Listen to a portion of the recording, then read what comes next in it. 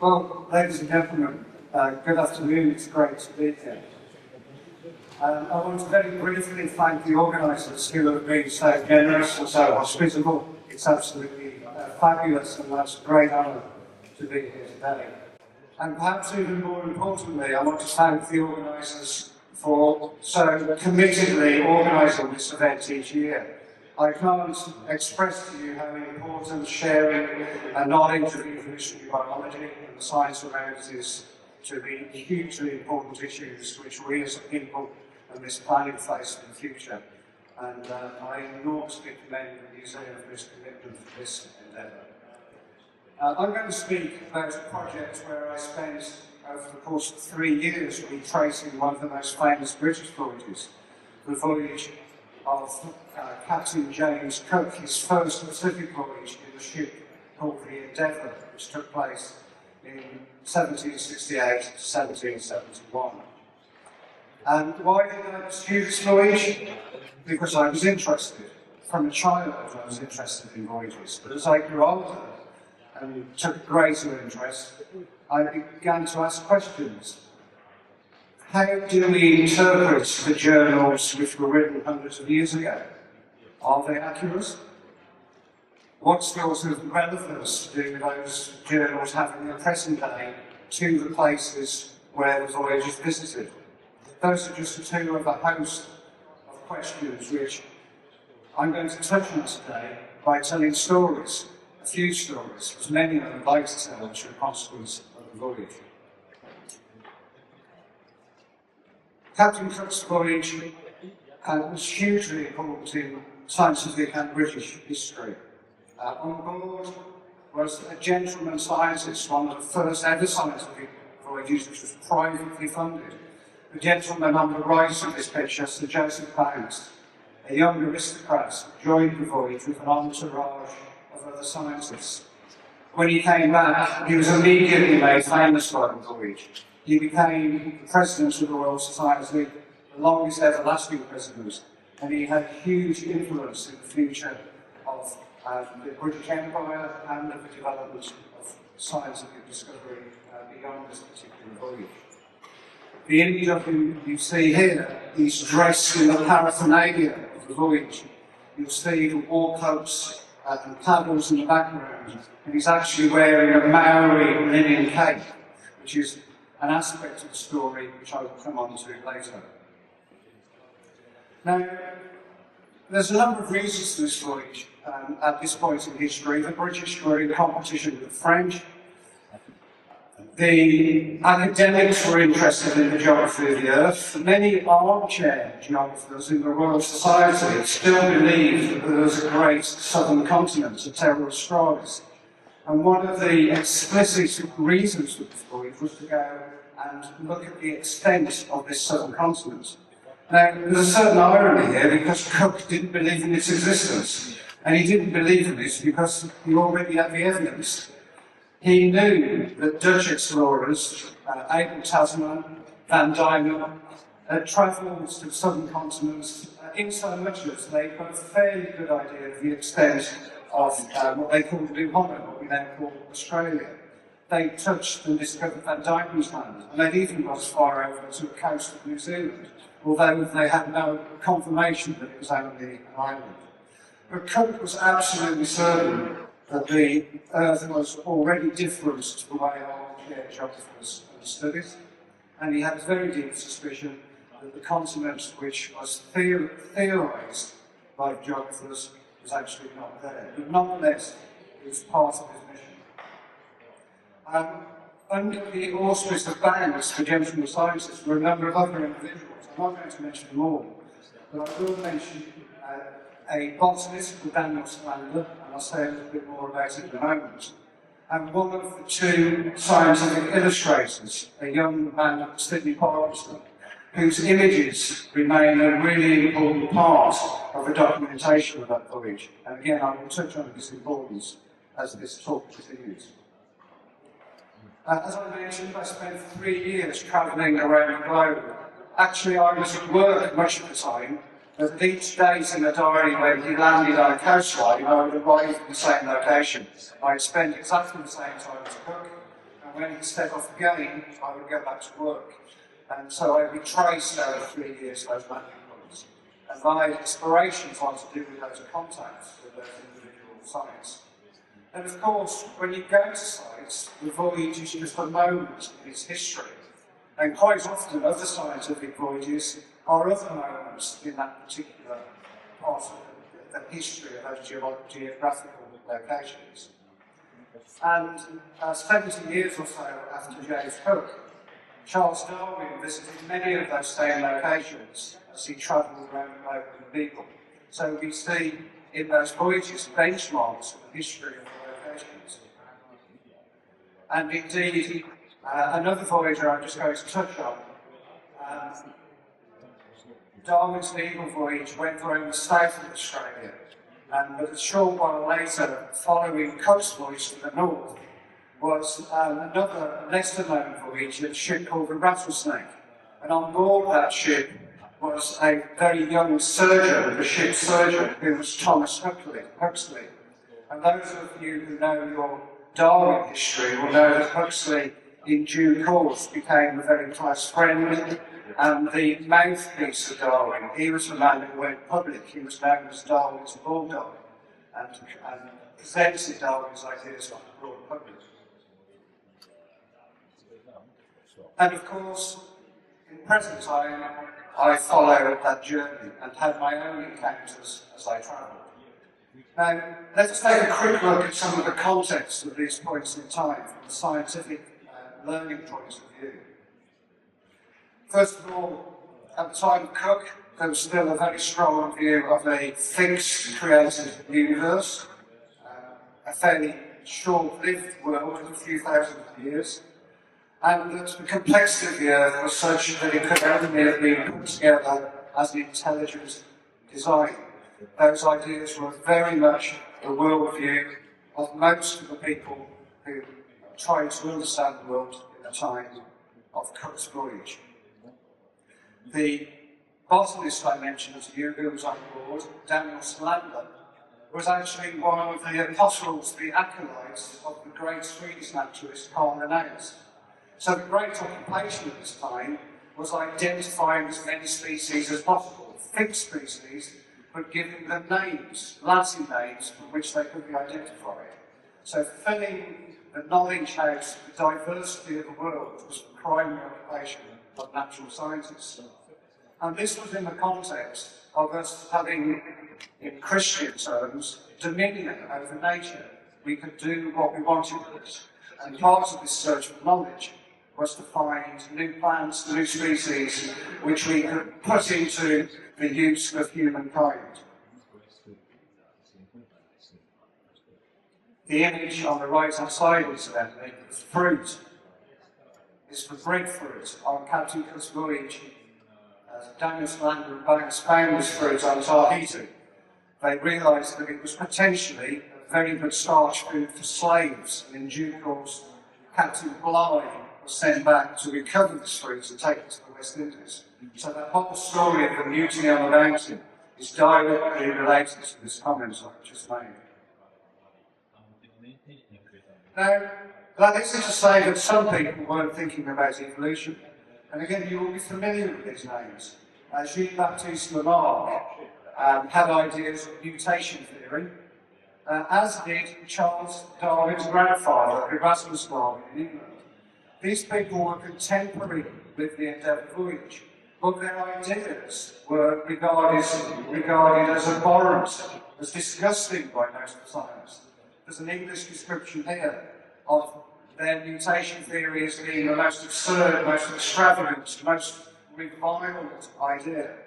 So the world of that time was very much, as I said, a fixed world of species which were created for the purpose of man.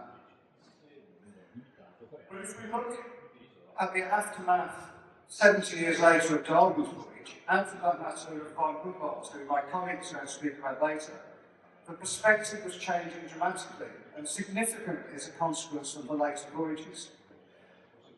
Now the world was seen in terms of connected species in environments, and the idea of ecology was emerging as well as evolution. understanding ecology and understanding evolution are completely tied together. Indeed, when the word ecology was defined by Thomas Huxley, he defined it as the study of all those complex interactions referred to by Darwin as the struggles for existence. So understanding living systems and understanding evolutionary systems are intimately related, and it's defined out of the knowledge which Darwin and the other German travellers acquired. And just briefly looking at the present day, I would suggest to you that the knowledge system today has moved on again. We've been off the planet, we've looked back at it, and we've seen that that fragile area of life around the planet is actually a regulatory system for the entire system which we rely on. The natural world provides all the services in order for it to regulate, for us to have fresh water, to have a managed climate, and all the nutrient cycles which the living world requires are managed by the movements allowed by a variety of organisms and most ecological systems. And that we as humans rely on those things for our health, our wealth, our well-being, all the materials we have. So increasingly, as we look at the voyage histories, we see them through different perspectives. Okay, so let's get on with some stories. The first story is about the island of Madeira. I've chosen this because there's also a separate known history to this island. It was a European island owned by the Portuguese. It's got its own history and documented history which we could compare the voyage accounts with. This is the Bay of Funchal at about the time of the Endeavour voyage. This is a photograph I took in 2002 from roughly the same location. Well, you can see the geography is the same, you can see that the city has grown substantially. But we can discern other things as well if we stand there today and look back at Cook's journey all those years ago. So, for example, some of the historical buildings, this is the Governor's House. Well, that's the same Governor's House which was largely there in Cook's days, being transformed, but we've got the assurance from that physical evidence that what Cook described and Banks described is consistent with what we see today. But is all of the evidence from those voyage accounts accurate? But I want you to draw your attention to the cow in the foreground. Joseph Banks described the people of Madeira as stupid and backward. He said they were backward because they couldn't even use the wheel. They had to use sledges to pull their produce around. He said their knowledge of winemaking was primitive, nowhere near as sophisticated as the French, who discovered how to graft their vines and protect them from disease. Now, does that description relate to the way the Madeirans see themselves? Well, I would absolutely say not. The Madeirans saw themselves as the home of Christopher Columbus. They saw themselves as at the spearhead of the spread of European knowledge around the globe. And furthermore, when you look at Madeira today, you see things which are inconsistent with Banks's account of stupidity. First of all, the island is volcanic. Moving around this island using wheels is not very clever. The sledges in the town are perfectly adequate, and most people move around the island by boats. It's virtually impossible to get across these precipices. And furthermore, when Banks was there was something like 300 kilometres of irrigation channels cut through the mountains, bringing water to the dry lands which were irrigated. A very sophisticated irrigation system, which Banks doesn't even refer to at all. When I was in Madeira, I saw these two images.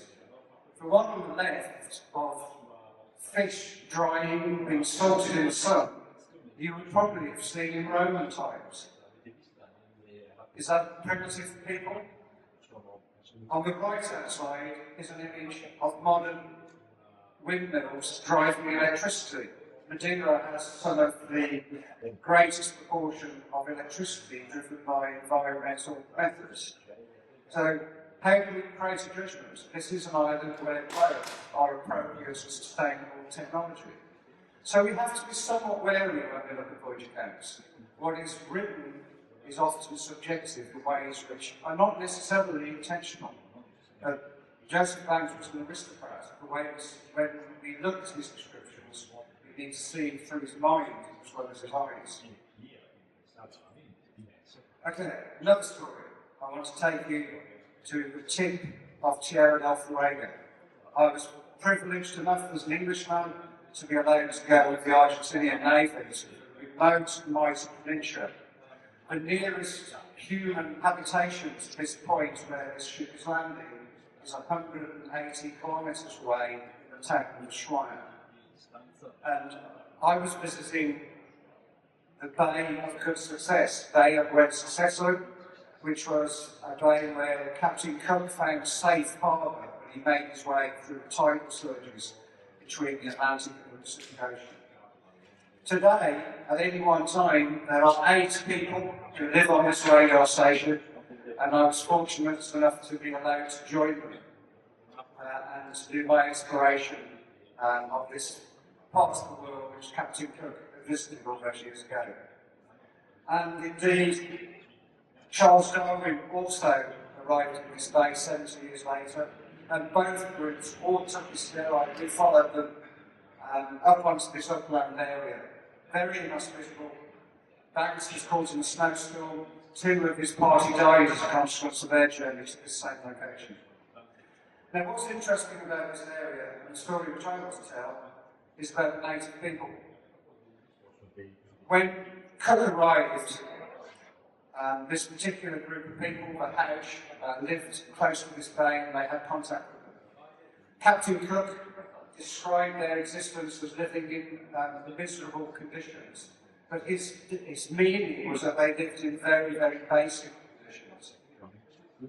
He also described their language as rather like the barks of a dog, but it was a literal description. That's how it sounded. It wasn't a pejorative description. But by the time Charles Darwin arrived here 70 years later, the young Darwin was influenced by a different world back in England, a much more segregated world, a much more a world which was much more influenced by white European dominance.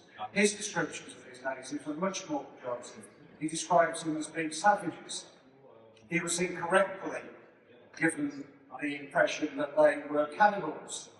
And in fact, although he wrote it in his descriptions, a missionary later wrote to him and absolutely categorically said that they were not at all.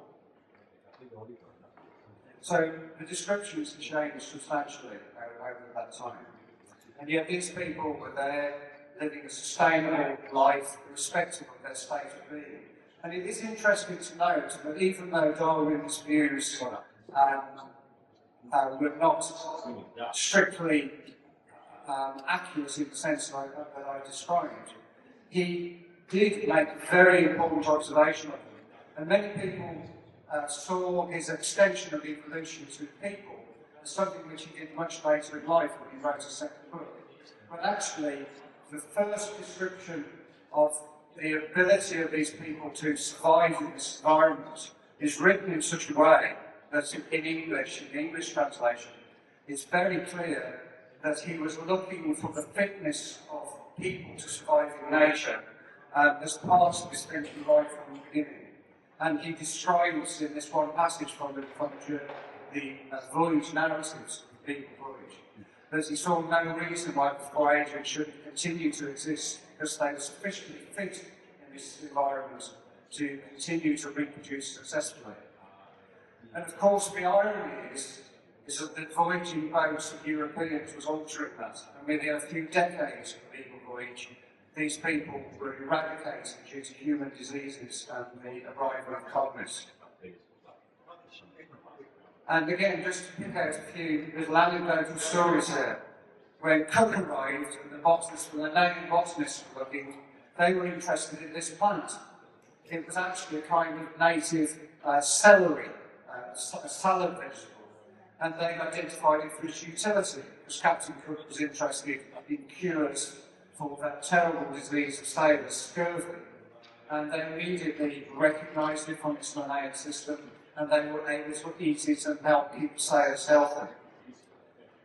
Darwin was fascinated by this plant. It's a fungus, a parasite fungus which grows on beaches.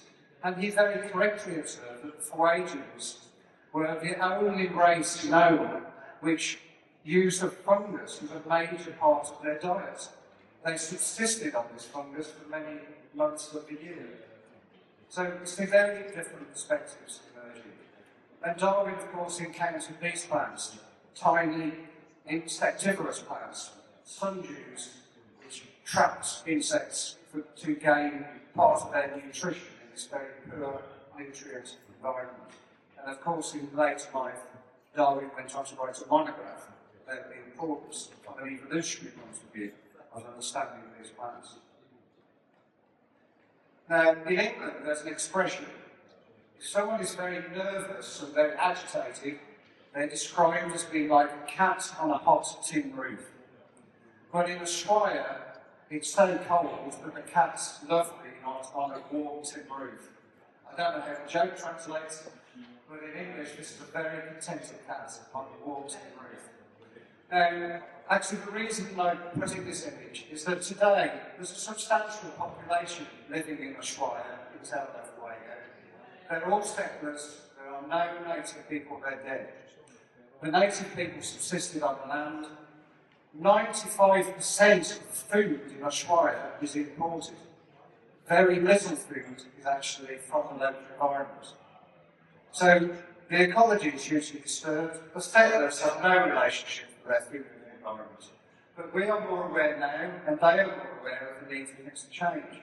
And one of the interesting anecdotes today is that this plant, it's a native plant, you might have it in your gardens called berberis, actually has fantastic properties.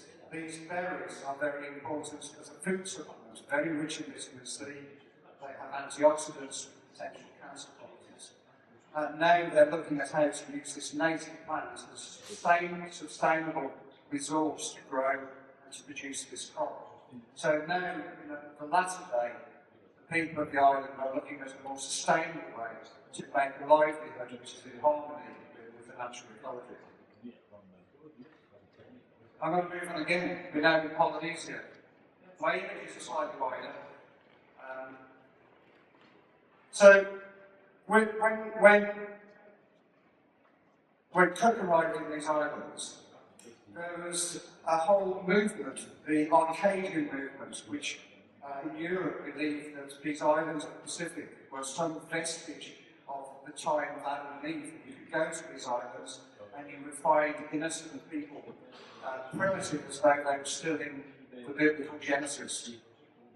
And you will see the image on the left-hand side, which comes from one of the printed versions of the journals, that these people of New Holland, if you look closely, are neoclassical. The Aborigine has got a round Greek shield.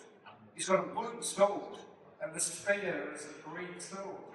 So the journals are re-described through a European sense of sensibility.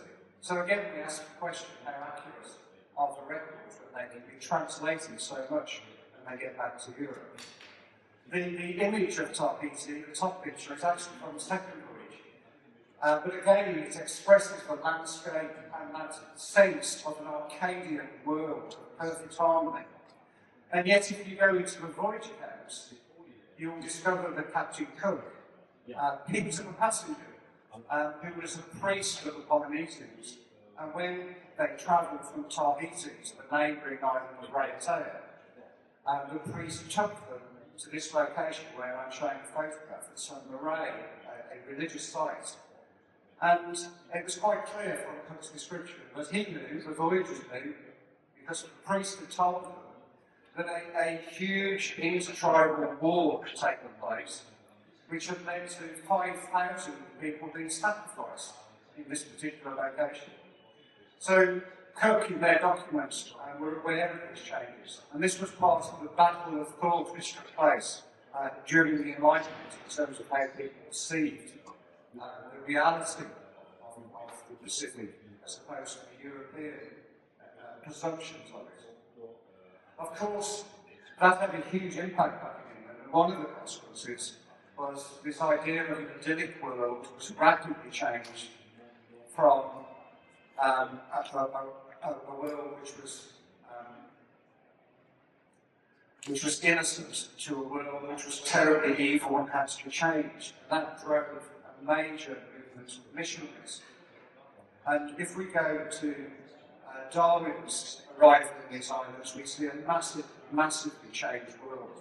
So you know, I'm sure that Darwin did lots of work on the geology of these islands and how he came to understand the emergence of coral reefs and their relationships to volcanic islands. But if you look at his documentation, when he arrived here, he comments immediately that if you arrive on a Sunday, there are no canoes in the water, whereas Cook was surrounded by thousands of canoes when his ship arrived. Why were there no canoes? Because the missionaries so instilled a Christian convention over just those few decades that it was completely inappropriate for Polynesians to go out in a canoe on Sunday. And in fact, most of the material culture was destroyed too. Darwin, for the most part, thought this was part of progress, and he said very clearly that this was much more preferable for a sailor. He would prefer to go to an island that had been Christianized than to go to an island which wasn't, possibly the eaten. So again, these perspectives are very interesting to look at, particularly in a contemporary context when you go there again. Because for the most part, Polynesian culture was destroyed. And an interesting irony is most of the knowledge of Polynesian culture has been retained by the few artifacts which were brought out by the voyages and which were traded into the West. Because the missionaries destroyed the moraines, they burned most of the relics of the traditional culture. So here, this is an image I took on Hua Evening. Polynesians are re-engaging with their traditions of canoeing, running these open canoe races between islands. Per la maggior parte purtroppo è stata distrutta la cultura polinesiana. C'è un punto ironico interessante, in effetti parte di questa cultura è stata, come dire, è rappresentata oggi proprio dagli oggetti e gli artefatti che sono stati portati in Inghilterra dopo questi viaggi, mentre sono stati stessi missionari e tante altre persone che hanno distrutto tanti relitti o tante rovine di testimonianza della cultura indigena. Questa è una foto che arriva da Hawaii. Allora, i polinesiani stanno riprendendo un po' questa tradizione di andare appunto in barca, di andare in queste canoe e le usano per collegare le varie isole. Allora, nella maggior parte dei casi sono ancora cristiani, cattolici, ma sono molto più interessati, molto più del passato, nella loro ricostruzione della loro sorta di vita passata, cioè dell'antichità. Queste immagini e queste sculture sono state costruite recentemente, ma sulla base di disegni fatti 100, 200, 300 anni fa. Allora, di nuovo alcuni siti religiosi che sono stati appunto ricostruiti fondamentalmente grazie alle immagini che, ripeto, sono state realizzate nel periodo del viaggio dell'Endeavour. Per cui, ripeto, un punto ironico, ripeto, abbastanza interessante se volete, perché da una parte abbiamo, i nostri antenati hanno distrutto parte di questa storia, però molto è stato portato in Inghilterra e adesso grazie a questi disegni stiamo ricostruendo quello che esisteva in queste isole. Storia particolare in cui mi sono imbattuto. Allora, qui il signore con la t-shirt verde si chiama Thomas Huxley. Allora, è come dire, il vecchio del villaggio. E in quest'isola questa persona, comunque la più vecchia del villaggio, deve farsi largo dalla foresta, quindi crea una sorta di sentiero e 120 persone giovani devono percorrere questo sentiero. Ovviamente il sentiero è ripidissimo perché la valle è ripidissima e devono arrivare così facendo in cima a questo altopiano fatto di foreste. Vanno a raccogliere 128 kg di arance a testa, le trasportano sulle spalle e devono appunto riportarle giù lungo questo sentiero. Perché lo fanno questo incredibile sforzo? Perché cercano appunto di ricostruire quello che è l'orgoglio della loro solo cultura autoctona. Questa è un'attività culturale appunto per i giovani, è qualcosa di molto molto importante in queste isole della Polinesia. Ora, perché vi racconto questo? Ebbene, perché prima ancora dell'arrivo degli europei non c'erano aranci sull'isola. Il primo albero, sia per i limoni che per gli aranci, è stato piantato appunto alcuni anni prima del capitano Cook. Quando è arrivato Cook, Banks e diversi altri ufficiali sono andati in queste isole e sono andati a piantare degli aranci, e questo lo facevano per forse lasciare qualcosa da mangiare, dare un vantaggio agli esploratori futuri. Questo è un esempio incredibile di, come dire, cultura contemporanea che si sta riadeguando e riemergendo, ma che si mescola comunque sempre con la storia dei viaggi e delle esplorazioni degli europei in queste terre. Allora, altro esempio ancora che arriva sempre dalla Polinesia, mi spiace l'immagine non è eccellente, questa però è una pianta che si chiama cava cava. Ora, le donne la masticavano, poi la sputavano, la raccontavano, la raccoglievano in una cesta, in un raccoglitore, e questa veniva poi fatta fermentare. Nel periodo appunto del divieto della bevande alcoliche in Inghilterra c'è stato un divieto anche di masticare o comunque di utilizzare prodotti a base di cava cava. Era stata tolta dappertutto questa pianta dall'isola e si trovava solamente arrampicandosi in cima alle montagne del centro. Allora, perché ve la faccio vedere appunto questa pianta? Perché appunto, se leggete la rivista Nature di 2 mesi fa, leggerete che alcuni scienziati hanno dimostrato che questa pianta, il cava cava, contiene degli elementi che trattano l'ansia. Allora, probabilmente i polinesiani lo sapevano da generazioni, da migliaia di anni. Perché vedete, un piccolissimo commento, è una sorta di rispetto europeo per la conoscenza e per la cultura indigena attuale. Nel passato invece non l'avevano capito. Oggi sempre di più bisogna fare riferimento a questa cultura e conoscenze indigene, cerchiamo di rispettarla meglio, questo per rispettare tutto il mondo attorno a noi. C'è sempre un altro esempio ancora che arriva dalla Polinesia. Quando i francesi hanno colonizzato la Polinesia, dopo l'arrivo di Darwin, hanno cercato di sfruttare le risorse del territorio, come il fatto di sfruttare gli aranci. I polinesiani sono tornati alle loro tradizioni. Questa pianta si chiama noni. Allora, se schiacciate questi frutti ottenete olio e succo da questo frutto. Il gusto è orribile, però si riesce comunque a berlo. Si possono fare degli unguenti per i capelli, delle creme, e è una pianta che cresce lungo la linea costiera. Ora, il succo di questo frutto è praticamente la cultura, se volete, la pianta principale della Polinesia, anche il frutto principalmente prodotto, cosa che non conosciamo noi europei, ma che adesso indirettamente è diventato una commodity, quindi un bene di largo consumo. Allora, vado avanti velocemente, forse sto consumando il mio tempo. 2 storie che riguardano invece la Nuova Zelanda. Allora, il capitano Cook aveva osservato questi incredibili alberi che crescevano appunto nella Nuova Zelanda, e ci sono varie specie. C'erano anche i cosiddetti alberi kaori che possono vivere 4.000 anni. Ora, Cook ha descritto questi altissimi alberi, e anche Banks ha osservato appunto questi alberi, e avevano anche osservato entrambi questi grandissimi incendi di cui non riuscivano a capire il motivo. Ebbene, 70 anni dopo, appunto, quando è sbarcato sullo stesso territorio Darwin, sono successe 2 cose. Prima di tutto ha osservato queste grandi aree coperte di foreste che però si vedeva che erano bruciati questi alberi, e Darwin si è reso conto che praticamente era colpa dei Maori, cioè i Maori hanno praticamente manipolato questo ambiente, bruciavano quindi questo tipo di alberi, queste foreste. Quindi Darwin aveva capito che di nuovo gli indigeni potevano avere un impatto, come delle moggi fondamentali sul loro ambiente. È però vero che, dopo avervi svelato questo punto, quando ripeto è arrivato Darwin su queste isole, sono arrivati anche gli europei che hanno voluto sfruttare al massimo questo legno, cioè le foreste. C'era bisogno appunto di legno ovviamente in Europa, e di grandi quantità di legno, quindi purtroppo nello spazio di pochi decenni qualcosa come 40 milioni di ettari di queste foreste di kauri sono state ridotte, e addirittura si è arrivati a soli 10.000 ettari. è cominciato poi un programma di conservazione, appunto di mantenimento per così cercare di far sopravvivere questi ultimi alberi. Di nuovo grandissimo cambiamento a livello di impatto ambientale, e questo lo possiamo leggere nelle osservazioni del viaggio, con delle conseguenze appunto a lunghissimo termine, soprattutto sul cambiamento dell'ambiente della Nuova Zelanda così come lo conosciamo oggi. Poi gli europei erano degli visitatori, degli estranei su queste isole, e la conseguenza della colonizzazione europea è stata l'introduzione di tante specie appunto aliene. Questa specie, qui avete una foto bellissima di Poverty Bay, è qui che Cook ha incontrato i Maori.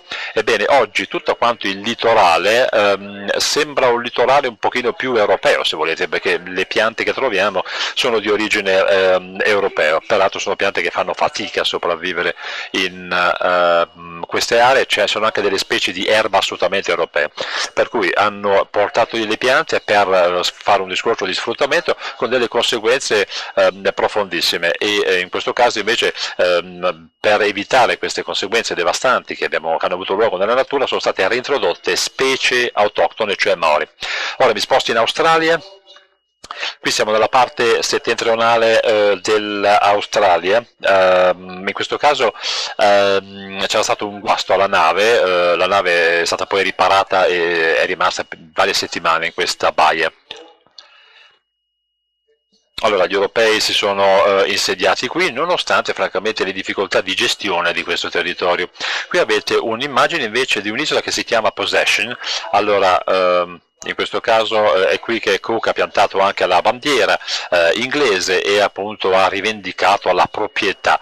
In questo momento invece questa terra è tornata, è un'isola molto piccola, è tornata di proprietà della popolazione aborigena del nord dell'Australia. Allora, questo luogo nel nord dell'Australia è un luogo che era stato visitato anche da Huxley sulla nave Rattlesnake di cui vi parlavo prima. Allora, un altro naturalista si chiamava Malcolm McGivray. Quello che è interessante è che questa nave Rattlesnake e il suo viaggio ha avuto luogo nel 1840, circa alcuni anni dopo il viaggio di Cook sul Beagle. In ogni singola isola in cui appunto Cook era andato lungo la linea costiera australiana avevano scoperto varie tipologie sia di piante che di uccelli. Allora, Darwin non aveva ancora prodotto il testo sull'origine delle specie, però c'era stato un naturalista che, anzi forse è meglio dire diversi naturalisti, che avevano osservato molto meglio di Darwin alcune differenze, per cui in ogni singola isola di questa arcipelago al nord dell'Australia avevano descritto queste varietà, e erano state fatte tantissime domande sulle piccole differenze, del perché delle differenze, ma ancora senza risposte. Ho scelto qui una immagine che arriva da un'altra isola, cioè sono tornata a Madeira. Qui avete dei piccoli molluschi che hanno un comportamento molto particolare, che trovate solo in questa isola così secca, poco piovosa, e vi potete quindi chiedere, allora, è possibile vedere questi uccelli che si cibano di questi molluschi attaccati alle piante.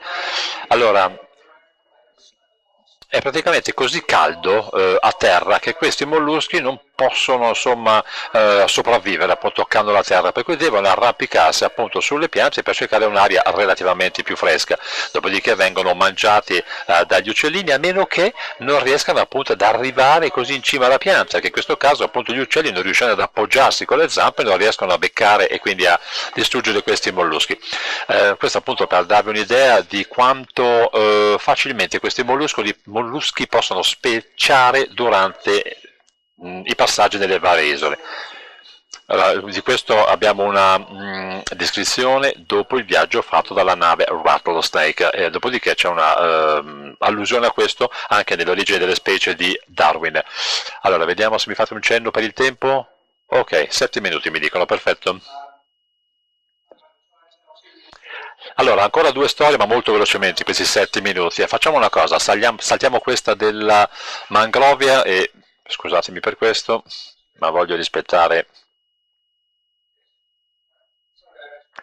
i tempi, giusto per essere certo veramente di non tediarvi troppo, voglio rispettare al secondo il tempo. Allora, tante delle osservazioni, che sono quelle che possiamo leggere in queste varie narrazioni che sono state redatte appunto dopo il ritorno di queste missioni, di questi viaggi sulla sulla diversità della natura, ovviamente lo vediamo anche dopo i viaggi di Darwin, per cui queste descrizioni bellissime appunto della natura che hanno a che fare ovviamente con la selezione naturale, ad esempio appunto la sopravvivenza degli animali piuttosto delle piante più adatte, dei più forti, insomma la classica idea che c'è dietro gli scritti di Darwin. Però ci sono tanti organismi che sono interessanti e che sono studiati un pochino meno. Questo è un bellissimo esempio, questa costruzione, così posso chiamarla perché è una pianta ma sembra una costruzione, peraltro Sidney Parker sull'illustratore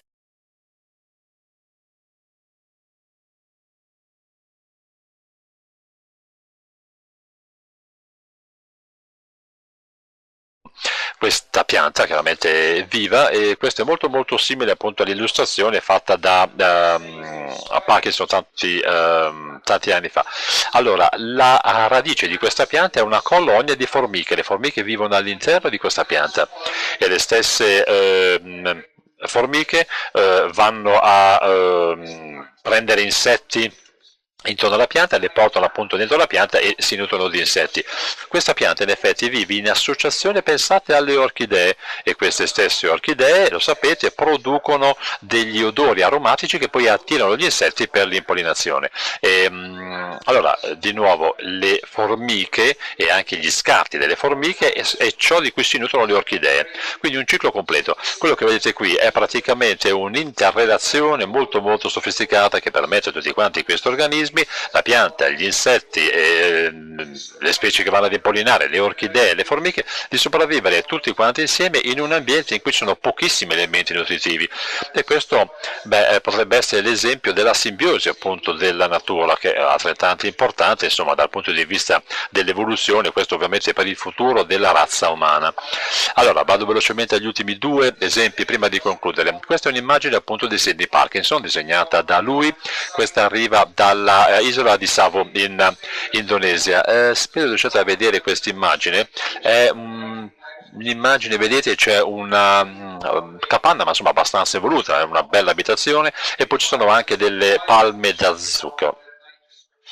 Sapete che in questo caso, l'abbiate poi anche letto, questa pianta era molto importante, sapete che poi questo zucchero, sostanza zuccherina, arriva solamente dalla pianta maschio, bisogna quindi arrampicarsi in cima alla pianta, che infatti vedete è l'uomo che si arrampica per andare a raccogliere questi semi ricchissimi di sostanze zuccherine. E ci sono come dei gradini, lo vedete, per arrampicarsi in cima all'albero.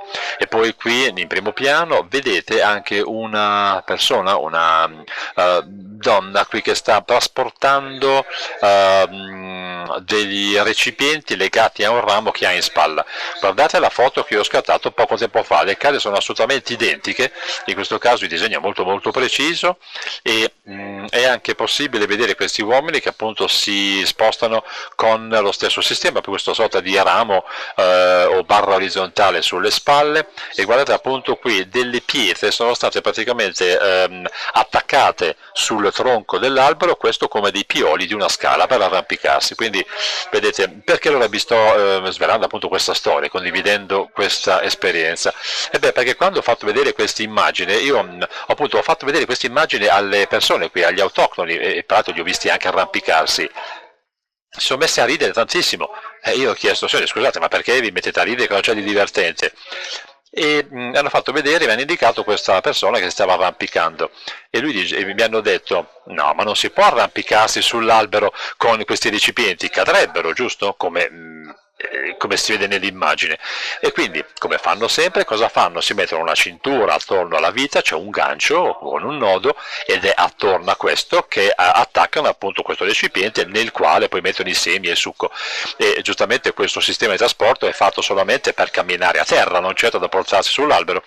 È incredibile, quindi questi osservatori, quando sono arrivati sull'isola, forse avevano pochissimo tempo e quindi hanno raccolto qualche informazione, dopodiché però le hanno assimilate personalmente personalmente, e durante, diciamo, questa sorta di assimilazione personale cosa hanno fatto? Beh, forse hanno esagerato un po' con la loro immaginazione, un po' di speculazione diremmo oggi, per cui solamente appunto tornando in questo caso io stesso a parlare con queste persone, con gli autoctoni, era scontato, ovvio per loro, che quello era uno sbaglio, un errore fondamentale in queste immagini.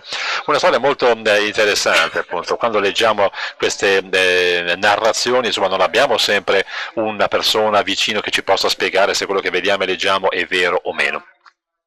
Perfetto, arrivo allora alla mia conclusione, una piccola storia per concludere la presentazione e come esempio forse raccoglie alcuni dei punti che volevo condividere con voi oggi. Allora, all'inizio della presentazione vi ho fatto vedere un'immagine di Banks che arrivava in Inghilterra e indossava quindi questa sorta di cappotto o di mantello maori che era fatto di lino. Il lino era sconosciuto agli europei perché appunto arriva dalla pianta del lino e la pianta del lino è nativa della Nuova Zelanda. E beh, giustamente abbiamo capito quello che è il suo potenziale economico per crearne dei tessuti, quindi questa pianta letteralmente è stata esportata in giro per il mondo per produrre lino ovunque. Ebbene, nel momento di Darwin, quando appunto Darwin è arrivato in questa isola nel sud dell'Atlantico, hanno appunto iniziato a lavorare il lino perché appunto Banks precedentemente, quindi 70 anni prima, aveva praticamente creato una grande serra per rendere possibile l'attecchimento di queste piante, per cui questo comparto, questa sorta di attività è fallita subito perché la tecnologia cambiava, dunque non serviva più il lino per fare le vele delle navi perché c'erano appunto c'era l'avvento insomma del carbone, del vapore, per cui questa Satalina è diventata quindi un'isola troppo piccola in cui portare avanti questa industria del lino. L'industria è scomparsa, ma il lino non è scomparso, anzi è stata una specie invasiva e vedete che ha coperto tutta la parte centrale dell'isola in modalità drammatica, a tal punto da escludere la maggior parte delle piante autoctone. Allora, gli abitanti non erano più di tanto interessati né preoccupati, anzi pensavano che fosse una buona idea perché comunque questa pianta ha delle radici tuberose che trattengono l'acqua, cosa quindi che poteva andare bene a livello di rifornimento idrico della popolazione. Allora, solo relativamente recentemente gli scienziati hanno fatto delle osservazioni e hanno confrontato la monocultura del lino rispetto a ciò che è rimasto delle piante native, quindi hanno scritto relativamente alla diversità di questa pianta tra secoli fa e quella attuale, e c'è meno possibilità, meno capacità nella pianta attuale di trattenere l'acqua. Ora c'è un nuovo programma che riguarda quest'isola che cerca appunto di togliere tutte le piante di lino introdotte alcuni secoli fa per poter ritornare alle varietà autoctone naturali d'origine. Quindi guardate quello che è successo per una sola pianta, cioè tutto quanto un lungo viaggio nella nostra mente, nella nostra comprensione. Tutto ciò è stato fatto a scopo, come dire, utilitaristico, senza rispettare l'ecologia. Oggi invece, giusto per essere un po' ottimista, ci rendiamo finalmente conto che c'è una sorta di collegamento fra noi e che il mondo in cui viviamo, il mondo esterno, un rapporto molto sofisticato con una diversità biologica attorno a noi che è assolutamente fondamentale per garantire il benessere delle generazioni future e anche per noi persone che dobbiamo convivere con il resto delle varietà che in questo momento ci circondano sul pianeta. Grazie mille.